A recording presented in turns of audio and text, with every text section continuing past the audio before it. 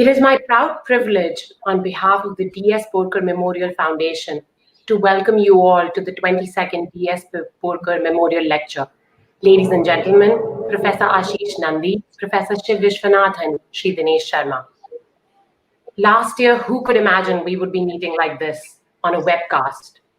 For 21 years, we met today on the 24th of August at the Deshbuk Auditorium at India International Center in New Delhi for the lecture in memory of Dadaji. For this 22nd lecture, I should have been in New Delhi with my entire family to welcome you all. Instead, I'm speaking to you from Washington, D.C. This pandemic has changed it all, and we are today in this live special webcast. At the same time, because of this webcast, we are reaching viewers live worldwide. I shall now introduce Shri Dinesh Sharma, who shall be introducing the 22nd D.S. Borker Memorial Lecture, the speaker, Professor Ashis Nandy, and the chair, Professor Shiv Visvanathan. Dinesh Sharma is an award-winning journalist and author who has been reporting on science, technology, innovation, medicine, and environment issues for national and international media for 35 years now. Starting with the Press Trust of India in 1984, he has worked with various media organizations and is currently working on a book on the making of modern Hyderabad as the Jawaharlal Nehru Fellow for 2020-2021. Earlier, he was the founding manager editor of India Science Wire from 2017 to 2019.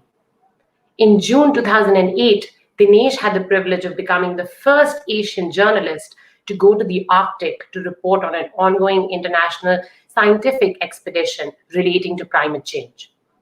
This resulted in a science travelogue, Witness to the Meltdown. His other major book, The Outsourcer, The Story of India's IT Revolution, won the prestigious Computer History Museum Book Prize, instituted by the Society for the History of Technology in 2016. Thank you. Please take care and stay safe. Over to you, Dinesh.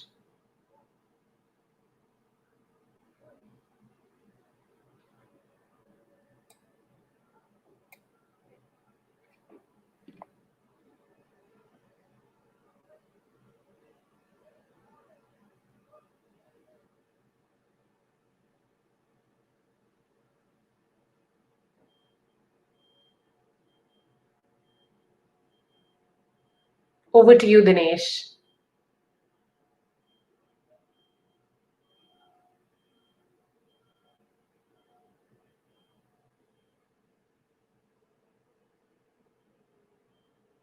We seem to be having some bandwidth issues. Please give us a couple of minutes.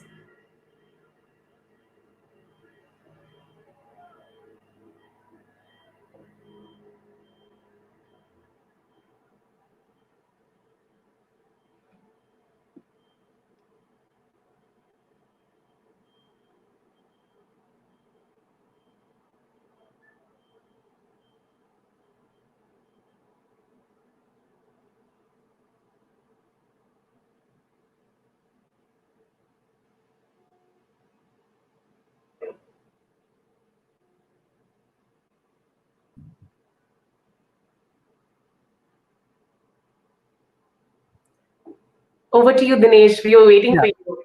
Yeah, thank you, and sorry for the disturbance. As we know, Girija has already mentioned that we are meeting under rather different and difficult circumstances.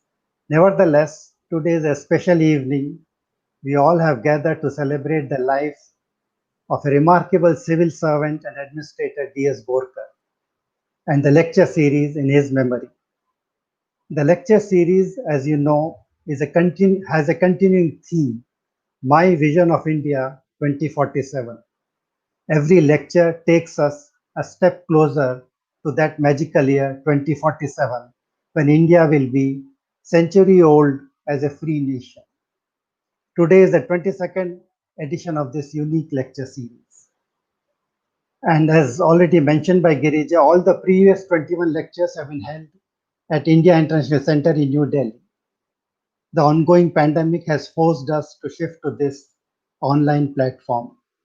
While we miss the ambience of C.T. Deshmukh Hall at IIC and the preceding high tea, The online version, I believe, is reaching to many more people outside Delhi and even outside India.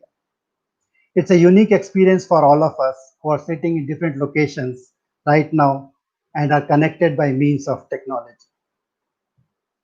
Many of you may be familiar with the life and work of D.S. Borker, but for those who do not know, let me add a few words here. D.S. Borker was a civil servant and public sector administrator. He was a secular Democrat, always ready to stand up for the poor and the weak, and above all, a man known for his human approach and simplicity in life. Borker was a strong advocate of physical education, which many people may not know that normally we don't associate this kind of a thing with a public civil servant. He was also a proponent of developing play streets in Indian cities.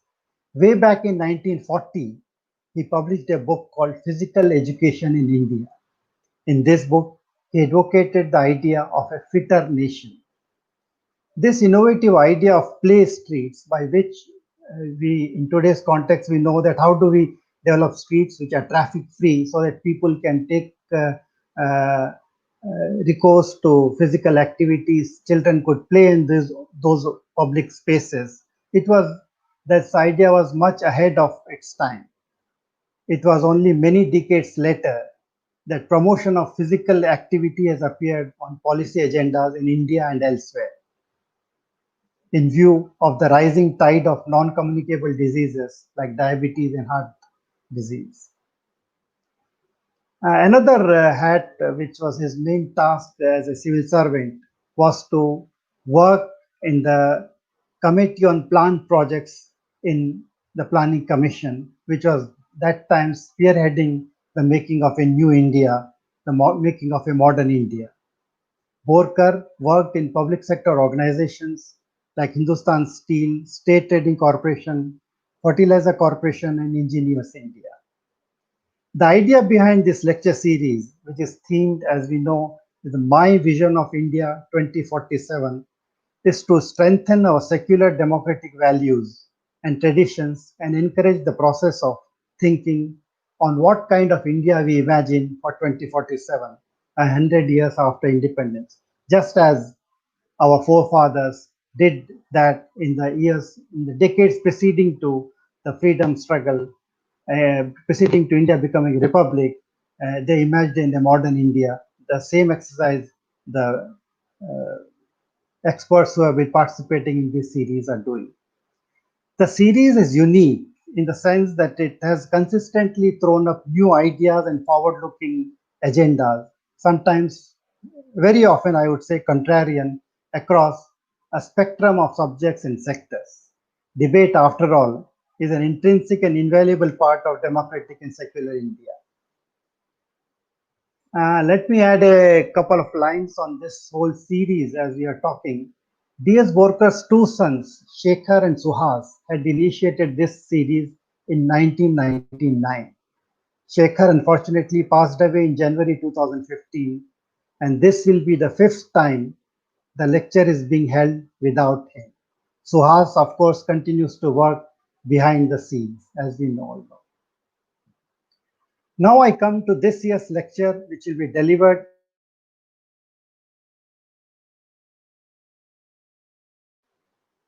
both are very well known and need no introduction to this audience, and many of you are joining from different parts of the world. To put it in one sentence, we have amidst us today two of the finest thinkers of contemporary India.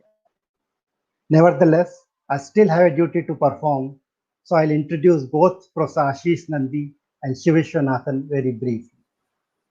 Ashis Nandy, as we know, is a political psychologist, sociologist, and a futurist. At present, he is an honorary fellow at the Center for Study of Developing Studies in New Delhi, where he was the director earlier. Professor Nandy is a fellow at several universities and think tanks across the world in cities including Berlin, California, besides being the National Fellow at the Indian Council for Social Science Research. I'm not going to list out all his achievements, just to give a flavor of his career to people who have joined from other parts of the world.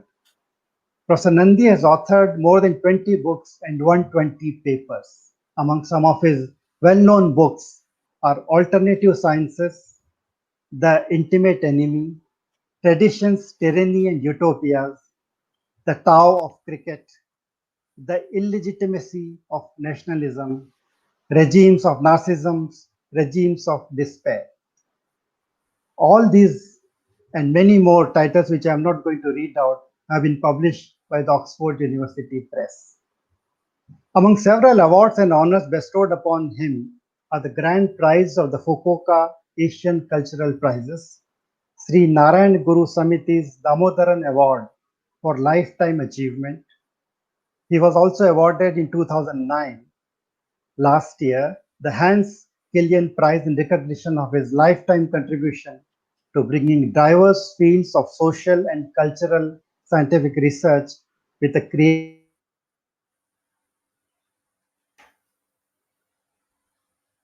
Gandhi has been listed among the world's top 100 public intellectuals by Foreign Policy magazine. Last year, he was also elected a trustee of the India International Center in New Delhi. When he talks about his vision of India 2047, Ashis Nandy will be speaking as one of the most profound and penetrating futurists of our time. His thought has a deep and abiding significance. What he says carries a lot of weight. He has pioneered the notion of the future as an arena of awareness and future studies as a field of dissent. Professor Nandy has been called a futurist beyond futurists, and his work encompasses a wide spectrum from alternatives, colonialism, and dissent to his vision of an open and pluralistic future. A lot of these ideas we are going to hear from him today. And before I call upon Professor Nandy, I'll also introduce Professor Shiv Visvanathan, another eminent expert who is chairing today's lecture.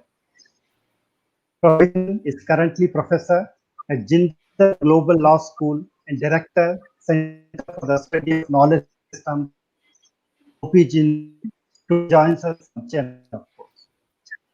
Professor Shiv Visvanathan is a social anthropologist and is an Indian public intellectual and social scientist best known for his contributions to science and technology studies and for the concept of cognitive justice, a term which he has coined. Professor Visvanathan has also been closely associated with Center for Study of Developing Societies in New Delhi as a senior fellow, where Professor Nandy has been the director earlier and is currently the emeritus professor. So Visvanathan is an adjunct professor at Raman Research Institute in Bangalore.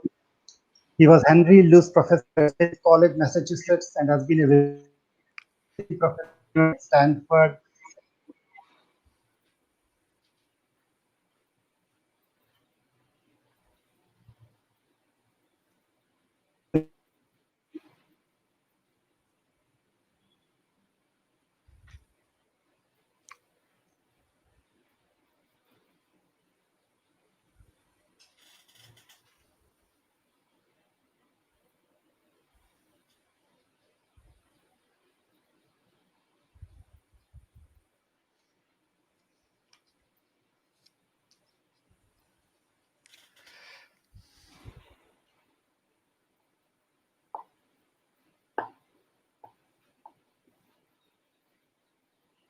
No, there's a bandwidth issue, no?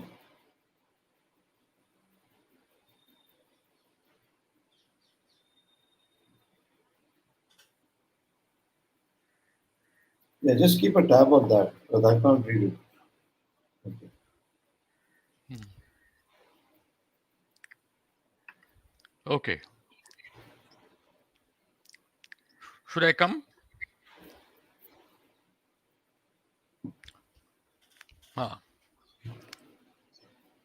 Well, I'm immensely grateful for this opportunity to share my thoughts with all of you. And I am particularly feel honored. I feel particularly honored that This lecture is in honor of D.S. Borker, a marvelous public servant and known for his enormous integrity and self-denying commitment to his work. I must begin with a confession. I have decided to deviate a little bit from the main concern of this series of lecture. I believe that those who have spoken, many of them visionaries themselves, have shared their vision of India in 2047 with you. I shall do something else, little bit different. I shall give you a kind of an introduction to the nature of visions generated and the politics of visions that contextualizes the generation, survival, and death of visions, especially in India. And I would like to supply to some of you some clues as to what are the lessons of the 20th century for those of us living in India in 21st century as far as visions of the future are concerned. The first point I would like to make is this. Visions are always created by either individuals or small groups of people. There can be visions that are revealed also in dreams, in fantasies, or in meditations. But for the moment, I am ignoring them. I am talking of visions that are more down to earth and concerned with real life problems of human beings. Now, the problem is this, that the first lesson from 20th century could be this, that the visions that were generated in the 20th century were always, despite being generated by individuals or small collectivities, ultimately were sought to be imposed on millions. And the result is this, that many people have a fear of visions. We fear visions in any case because visions invoke a future where we are not present. But that is more a tacit fear. But the real fear, of course, often is that somebody else's vision, perhaps not even the vision shared by a large majority, can be imposed on you through the law and order machinery of a state or through a arrogant party machine or just through propaganda, and through attempts to silence all other possible visions from the public sphere. We know many such cases, and this should be kept in mind. Visions can be propagated, advertised, imposed through cunning means, through secrecy, through censorship, and through attempts to impose silence.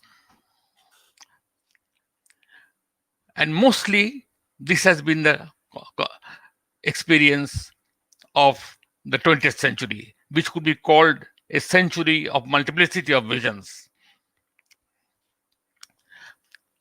Are then visions useless?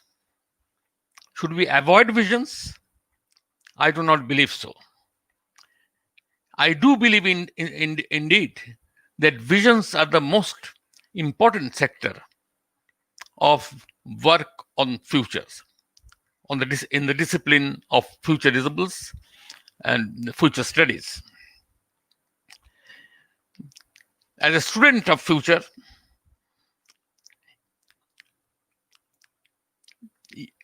I feel that visions can be a very creative contribution. Particularly, multiplicity of visions can be a great contribution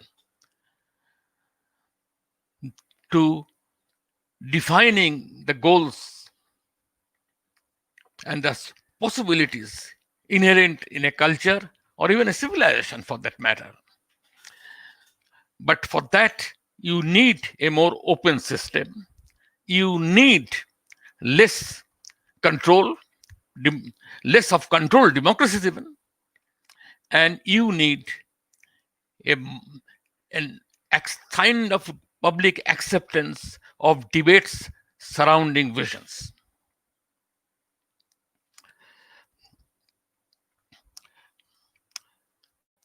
One advantage of students of visions is this, that they are not going to be there when the vision has shown its clay feet. You are not there usually. Marx was not alive when the Marxian vision collapsed, particularly its positivist version collapsed in Soviet Union, and we were left with a country which was in a more primitive state of capitalism than the capitalism Marx experienced, perhaps. This is a tragedy of those who generate visions, and the visions are taken over by enterprising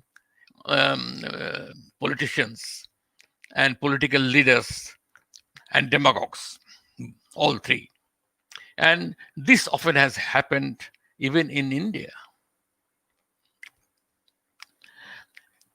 Even otherwise, the scholars of vision also might generate visions that are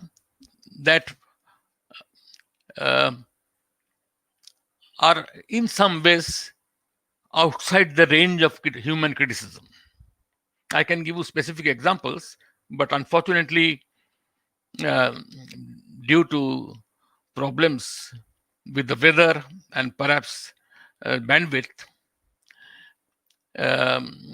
if I take the full 35 minutes I was allotted, the chairperson will have no time left to give his comments. That could be a good ploy, though, when you don't want to avoid criticism.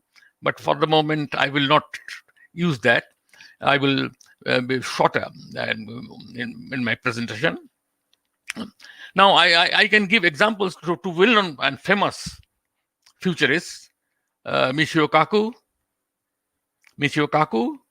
and Isaac Asimov. Both have dealt with futures which are a long way off.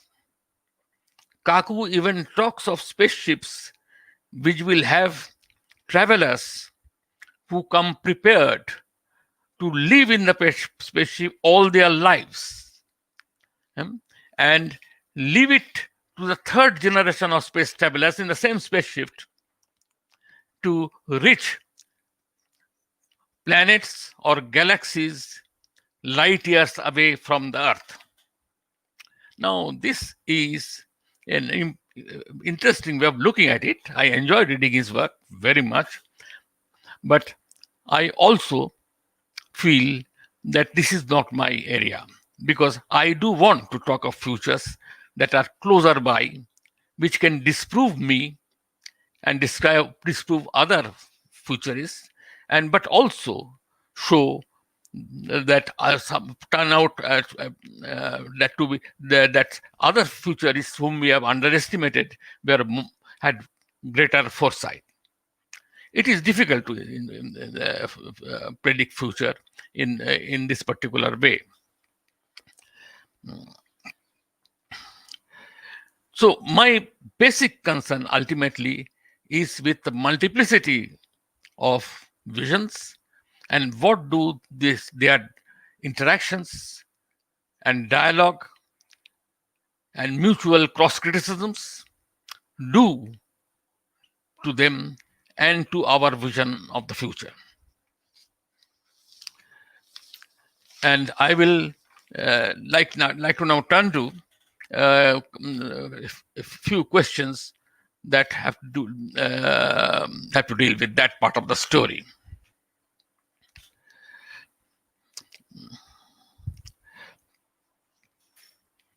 One point I want to make, which will be of interest to you, that I do wish that Indian futurists and Indian visionaries gave some thought to visions of the future and what kind of visions they are generating. Because writings on future are difficult to censor or silence, but they can carry messages that otherwise analysis of present day politics or present day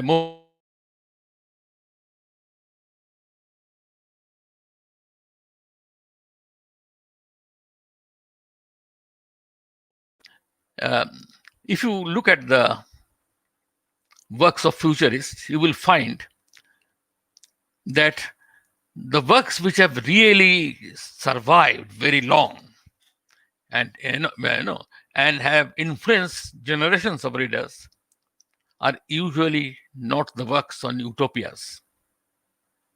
Utopic visions are dime a dozen, but they are much more transient. The really powerful visions often are the dystopias. If you compare the works of H.G. Wells that are dystopic, like for instance, The Island of Dr. Moreau or The War of Worlds, with his own work,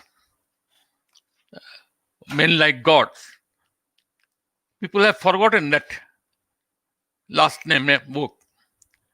But War of Worlds and Island of Dr. Moreau survives. But even better example are two books which have shaped our consciousness in the second half of the 20th century. Aldous Huxley's Brave New World and George Orwell's 1984. Both of them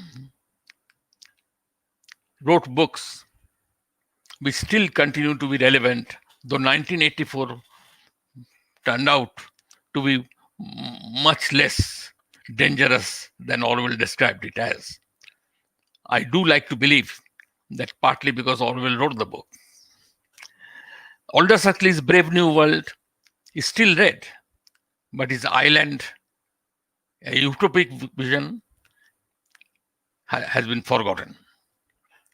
Because a dystopia criticizes and tells us what most people will agree should not happen.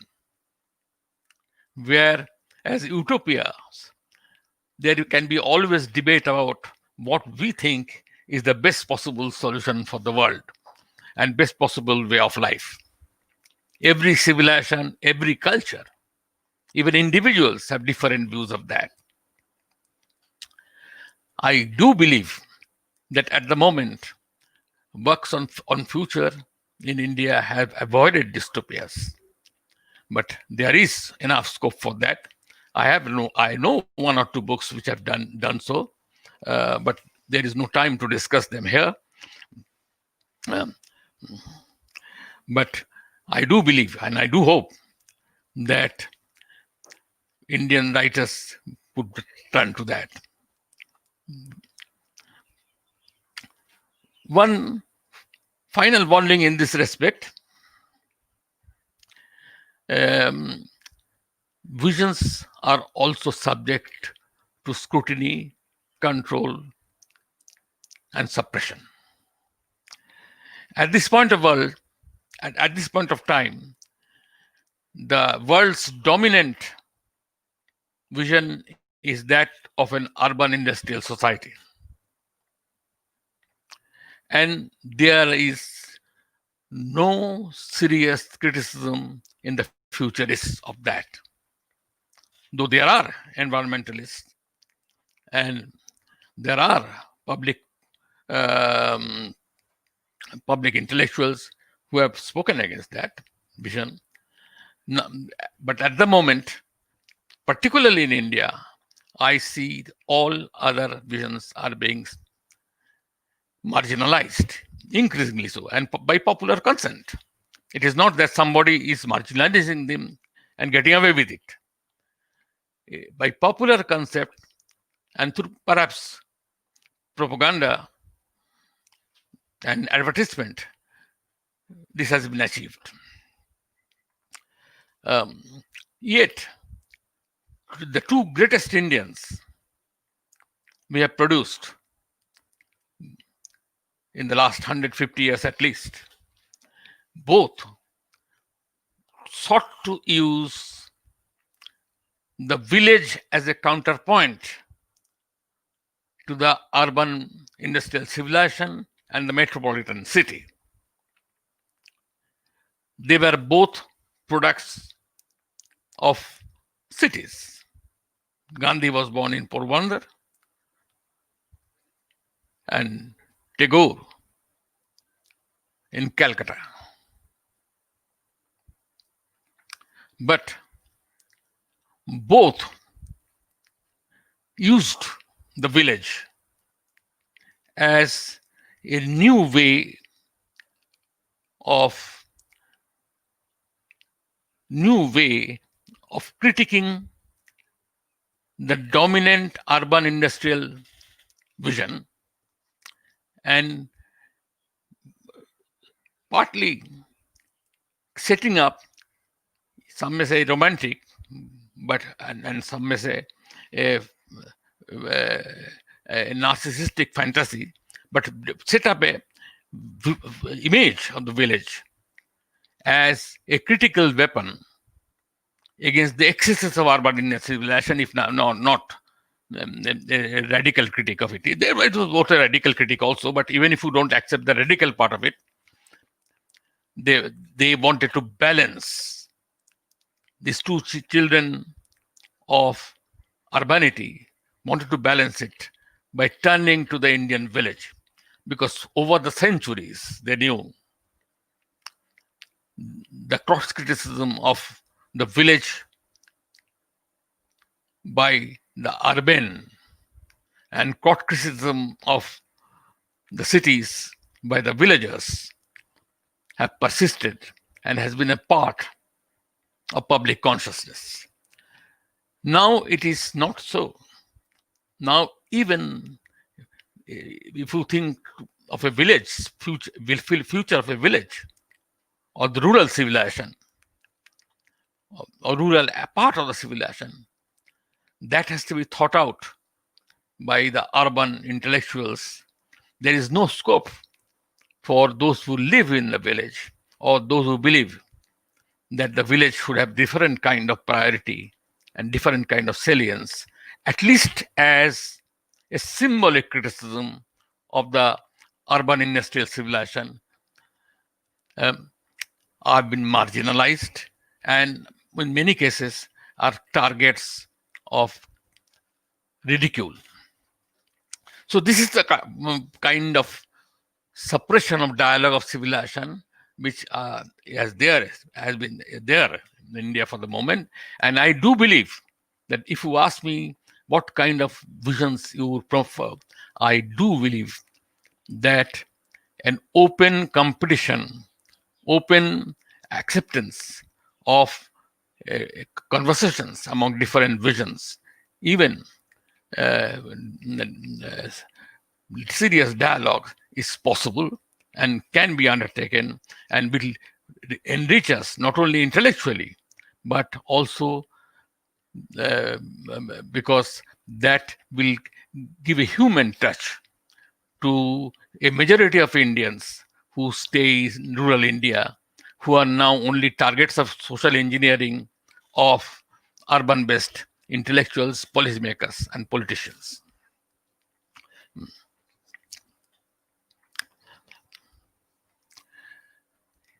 At the global level also, now, I'm afraid all visions have been marginalized except one. It is not only the urban industrial civilization, but what we call modernity and what has become associated with North America and Europe. As a result, Europe's present day life and lifestyle both has become a model for India's future life and lifestyle. So, in this sense, we have no future. Our future has already been stolen. There is no point in having a discussion on future or future visions because our vision is given and all other visions have been hierarchically placed underneath the vision that is represented in the present day Europe and North America.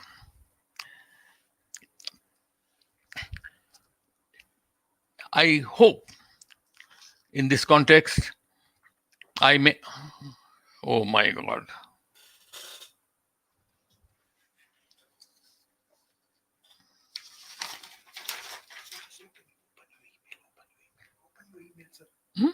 Open your email.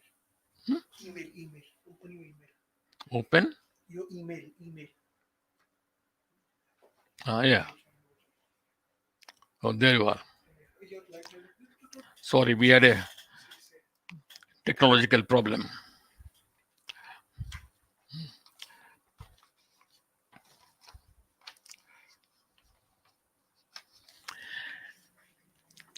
I have told at the beginning that 20th century has taught us that all visions, when actualized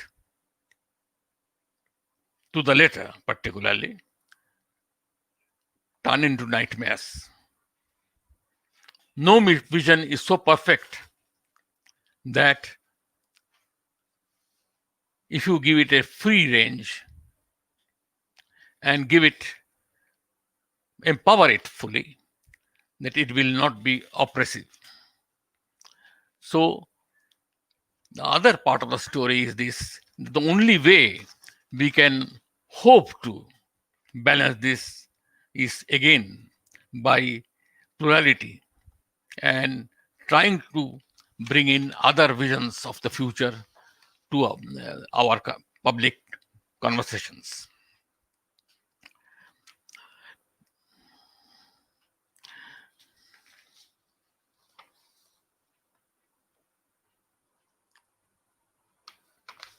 Now, this dialogue has become increasingly difficult. We cannot even have dialogues with our neighbors in South Asia itself, which in some sense are a part of the same civilization. And it's a pity that we have almost nothing to learn from them according to the given prescription of what our future is, what our present is. This is not the situation in which visions can flourish. I took so much time to discuss with you the politics and the public trends associated with studying visions and visualizing I hope that some of you listening to this lecture will at least give some importance to how envisioning itself is becoming a threatened art and a threatened way of thinking about the present. Because do not forget that future is not in the future. Future is in the future at one level, but future is in the present. It is through the eyes of the present that we are looking at the future. And similarly, it is the past which we are looking through the eye of the present, and the past also is a part of our present. This is the way psychologists think, and I am primarily one. And this continuity between past, present, and the future adds a rich dimension to human experience as well as human personality. This we should not lose by setting up either the future or the past as a distinct entity from the present. The historian's past is not the psychologist's past, and it is not the past of the common people also.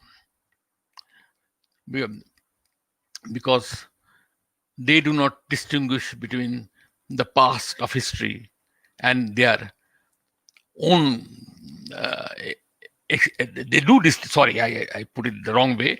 They do distinguish between the past of history and their own experience of the past, because that is there's a parallel existence in our culture. It is in this context that Benedetto Croce once said that all history is contemporary history. And we can also end by saying that all future is also contemporary futurist studies. Thank you very much for your patience.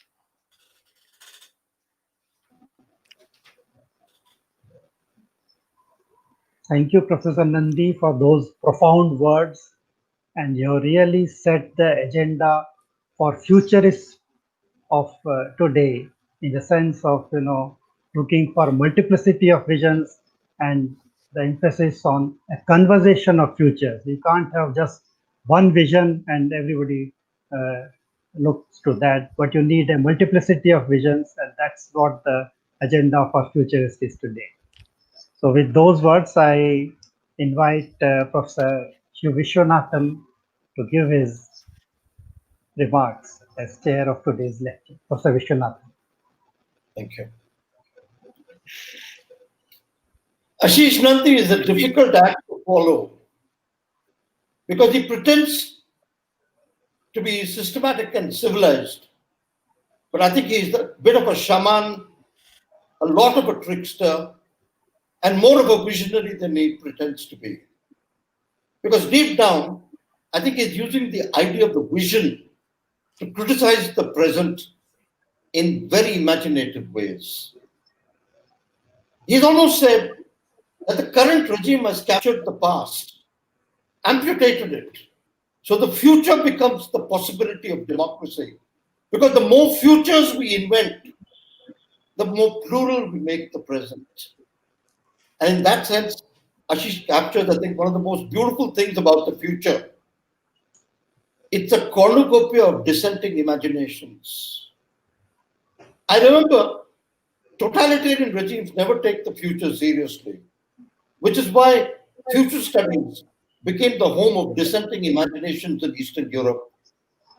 In the same way, future studies can become the home of the multiplicities of India we want in the India of today, where uniformity and mediocrity haunt us.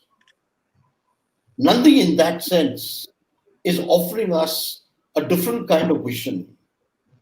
What he's trying to say is, what Gandhi and Tagore did for the village, the new generation has to do for the city. You need a critique of the city, not in terms of the language of Europe, which is being imposed on us as a uniformity of vision.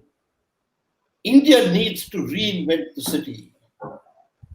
And in this context, I think he's making a point which was made brilliantly 100 years ago by a man who I regard as an ancestor of Ashish, Patrick Geddes. Patrick Geddes wrote 30 major town plans of India, working with Rabindranath Tagore and Gandhi and others. And what he wanted was a post-European, post-Germanic world. I think India's metaphor is ready to offer a different version of the Geddesian world.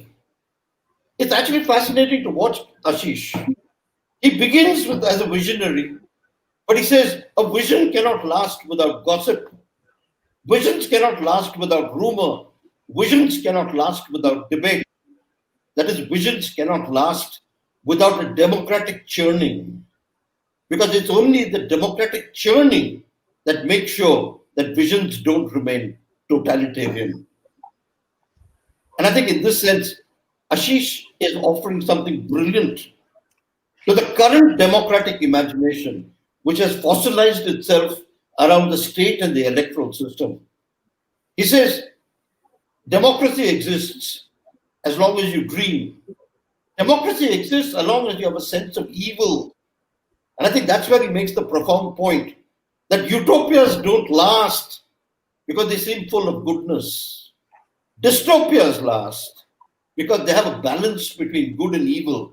And that imbalance creates the possibility of a futuristic society.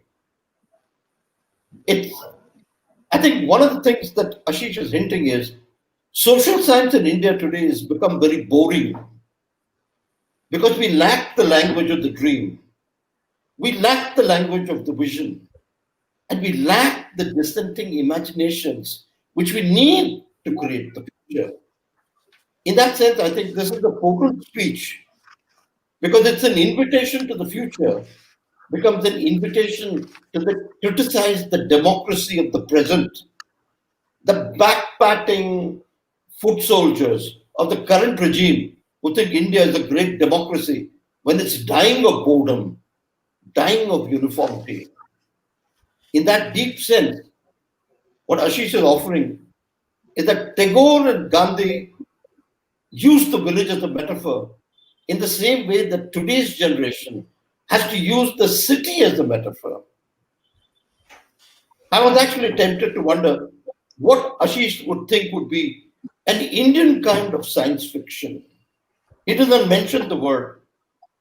But in a way, what's missing in Indian futurism is a new kind of science fiction. A science fiction that goes beyond the way we think of myths. A science fiction which tells us how to dream of technology in a different way. Because Khadi, in a way, was a critique of science fiction. I think what Gandhi is offering is something fascinating. He's doing it in a very everyday way. Because what he's trying to say is that every man is a visionary. Every man is a futurist. And when the future belongs to every citizen, democracy comes alive as dream, as dystopia, as a way of criticizing the present. In a fascinating way, Ashis Nandy is a great storyteller. A storyteller who speaks in parables. And I think the parable of the future that he offered us today is a way of showing how dreams and democracy can intersect in the everydayness of the imagination. Nandy has always been a poet of the imagination and a psychologist of the unconscious. The combination of the two, I think, made him one of the great visionaries of democracy.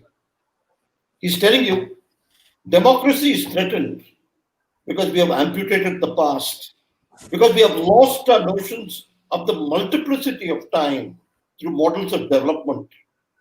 And what he's asking us is to use the future as a resource to reinvent Indian democracy, So India can do what it does best, rescue the world in rescuing itself.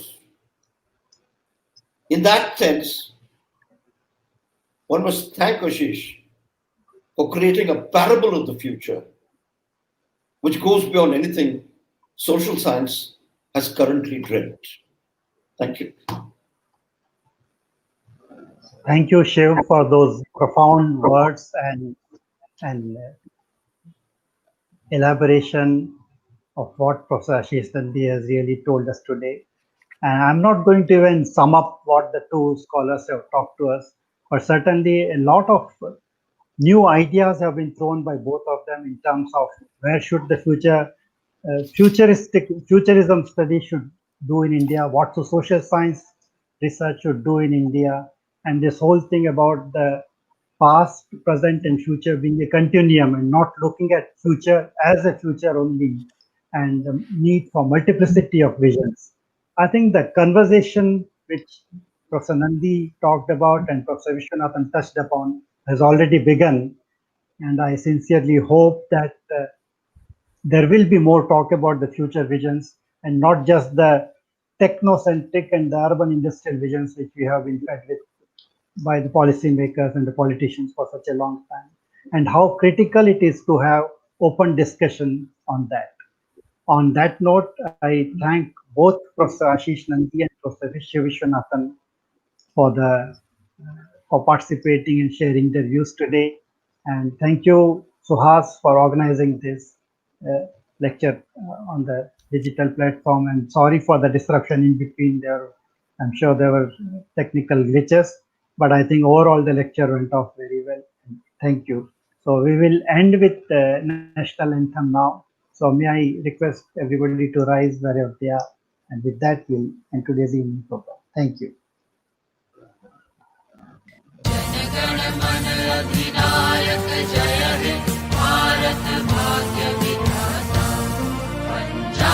Sindhu Gujarat Maratha Dravid Utkal बंग विंध्य हिमाचल यमुना गंगा उच्छल जगति